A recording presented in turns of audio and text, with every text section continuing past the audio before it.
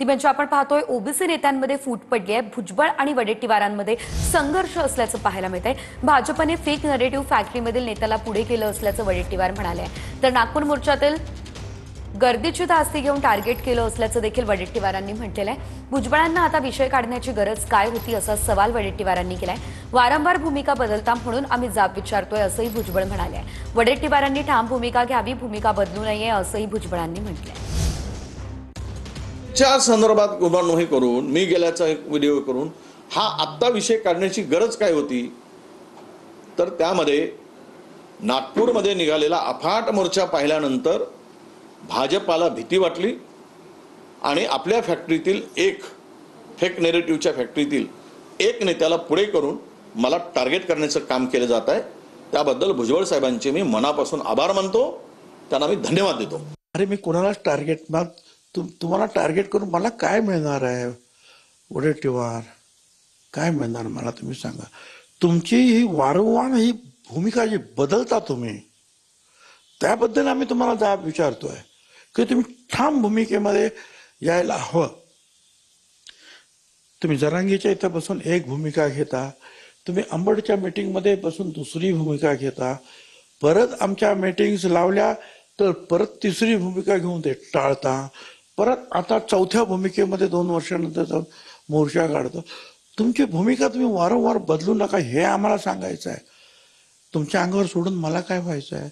मला काही व्हायचं नाही तिथे। आपल्या समाजाच्या एका उभरत्या नेतृत्वाकडून जर अशी चूक झाली असेल तर ते आपसामध्ये बसून मिटवायला पाहिजे। परंतु अशा प्रकारे पब्लिकली लावले तो व्हिडिओ आणि तिथे जे काही उपस्थित 1,00,000-2 लाख लोक असतील त्यांच्यासमोर हा दाखवून समोरच्या माणसाची प्रतिमा ही कमी करण्याचा जो एक डाव आहे, मी असं म्हणेल तर वावगं होणार नाही। चुकलंच काल नक्की मी त्याला चूक म्हणेल, नक्कीच मी त्याला चूक म्हणेल। म्हणजे मला ते योग्य वाटलेलं नाही।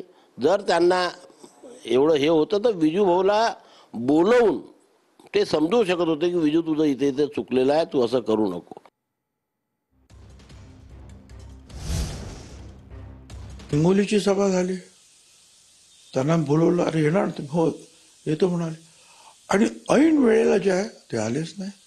पंढरपूरला सभा ते आलेच नाही, कारण मला माहिती आहे त्यावेळेला त्यांच्यावर त्यावेळेच्या जे कोणी त्यांचे पुढारी होते त्यांच्यावरचे त्यांनी त्यांच्यावर दबाव आणला आणि जा तेलंगणामध्ये जा इकडे जा तिकडे जा असं करून त्यांना पाठवून दिलं।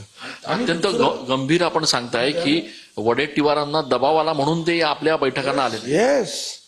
येस त्यावेळेला आम्हाला कल्पना आहे, ती कोणी आणलं तेही मला माहिती आहे, समजलं ना।